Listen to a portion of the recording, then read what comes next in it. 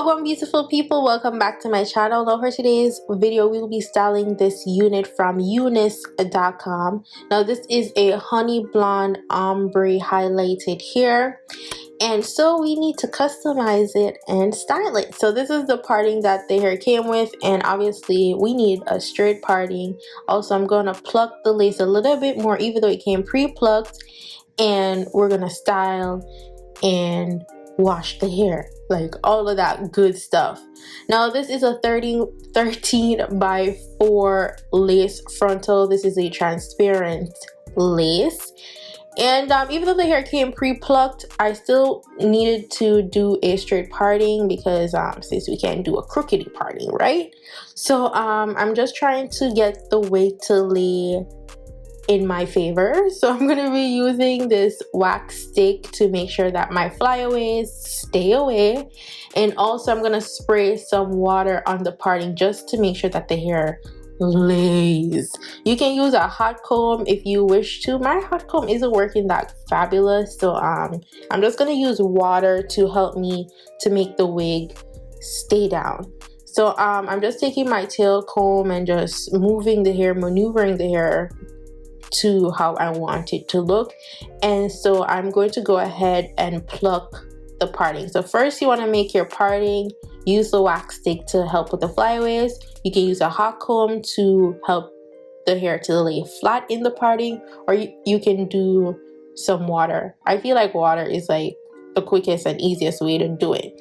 Okay, so after I do all of that, I made my parting a bit wider, and so I'm going to pluck this hair some more. I need the front to look as natural as possible as I could get it, and so I'm just gonna take my time and pluck it. Now, important things to note when you are getting a blonde wig that is processed or bleached and all of that, you want to make sure that you don't go heavy on the oils. That's a mistake I make a lot of times because the hair is bleached, it does tend to look frizzy sometimes straight out of the packaging, even when you do it yourself, and so you feel the need to add oil. So I use oil sheen in this hair, you're gonna see later on, and then I ended up having to re-wash the hair or wash it over because it was just too heavy way down the hair. So do not overdo it with products in this hair. You don't need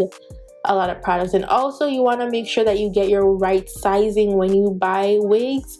I got this a little bit too small in the front because of how my natural hair lining is. Like, my edges on the side almost meets my brows, so I usually tend to get a wig half an inch bigger. So I usually go for medium or I go large. So you want to make sure you measure and look at the measurement listed on the actual website to make sure that it fits your head, because if it doesn't fit your head, you might have a problem with the front. So yeah, you want to do that. So what I do is I use the Got To Be freezing spray as usual. If you're usual here, you know how I do the simple 3-step: glue it down, or spray it down rather, cut it, and then spray it again, and then I tie it down. So I do a basic 3-step. You can use scissors or brow razor, whatever you want to do all of that.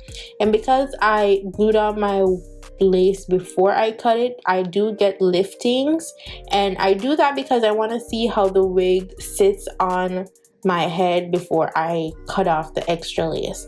Now I'm using this wand iron to add back the curls. Now this is the part that I was saying, when I was doing the wand curls, I felt like the curls just weren't staying, or rather my hair just looked a little bit too frizzy, so I ended up using an oil sheen.